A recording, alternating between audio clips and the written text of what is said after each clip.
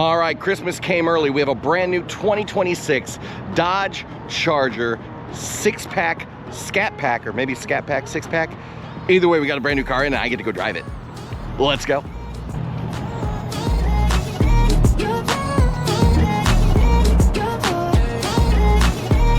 All right, so jumping in the vehicle, first off, for those that don't know, my dream car is a 2002 Nissan Skyline GTR, and that's because it meets 3 requirements I have for a sports car. First, 2 doors. I love the profile of coupes. That's what I want. Secondly, 4 seats. I got kids. I want to be able to daily drive it, and I got to take them to school.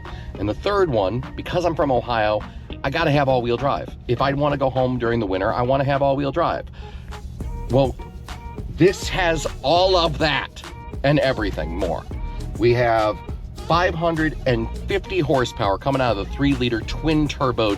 We got 531 foot-pounds of torque, and we have all-wheel drive. This thing checks every single box. So let's go for a ride. All right, I almost didn't make it out of the parking lot. Somebody saw it and said they wanted it, but luckily they wanted red. So we're gonna take this thing out on the street. I just took it to go get gas, and already this thing's just chomping at the bit to sprint.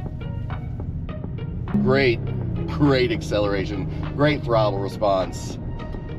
And that's the thing, I don't know, I'm a sucker for all-wheel drive cars. Maybe it was growing up north, you know, whether there was sleet or sludge or snow or ice or whatever it was, you kind of got, you know, burned into your mind from a very early age, hey, you want all-wheel drive or four-wheel drive, not because you may necessarily need it, but if you do need it, you have it. I know that was a big thing when I came down south. You know, I went to buy my first truck while I was down here, and they're like, oh no, you're good with 2-wheel drive. I was like, no ma'am, I want 4-wheel or all-wheel. I want all the wheels running. So we're gonna take this thing, we're gonna jump on Bragg Boulevard, go get on the highway, and take this thing for a little sprint. The one nice thing, if you ever jumped in any of the electric Chargers, this is basically the trim level. They made the trim level of the electric Chargers really nice because they wanted to bring in the EV friendly crowd, and they wanted to make it feel luxurious. Everything about the interior is just the same. You have the amazing speaker system. You have this giant navigation display, which I already have my Apple CarPlay hooked to. And you have this kind of square steering wheel, which some people don't like. I'm a huge fan of them. I don't know why. They're a little bit smaller than your normal steering wheel, and I don't need a giant bicycle tire in front of me to drive a car. I just don't.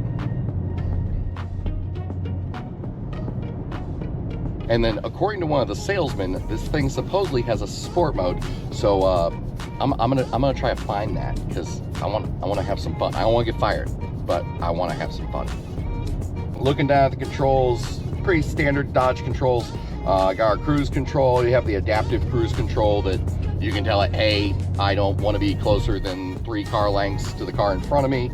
Oh, I found drive modes. Oh, I found sport mode. The exhaust already just kind of revved up. It was like, hey, I'm here. Let's see what other modes we got. We got custom. Oh, we got wet snow. I was in auto, and now we're back into sport.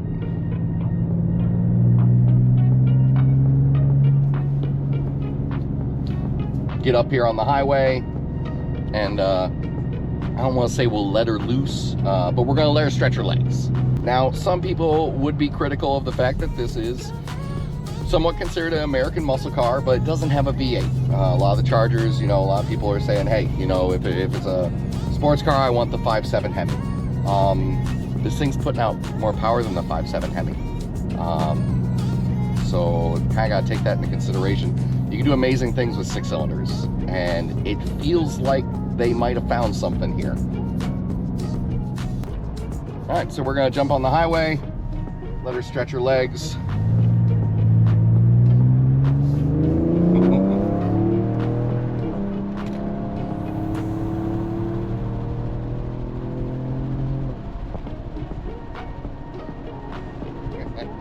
That's just smooth.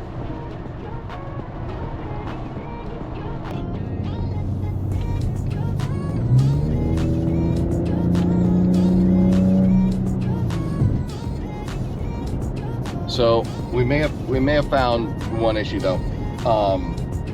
She's letting me know when she goes fast, but she's not screaming loud enough that I'm worried about it.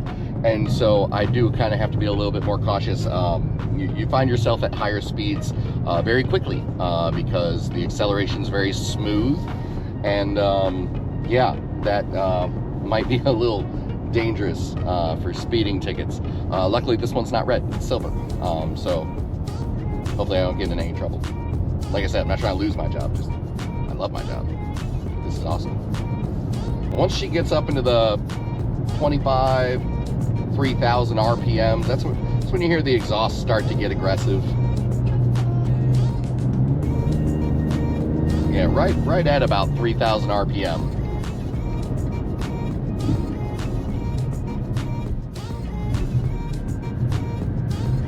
You got something on the dash that's telling me my boost pressure. I love cars.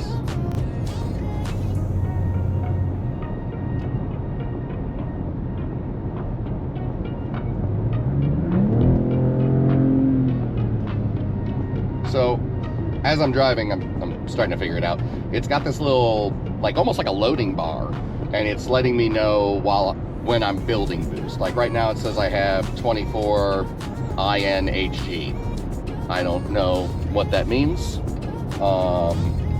But when I hit the accelerator, it's like I use it, kind of like a video game. You're like, hey, you got to use your super. And in this case, the super is the gas pedal, and I'm a giddy child.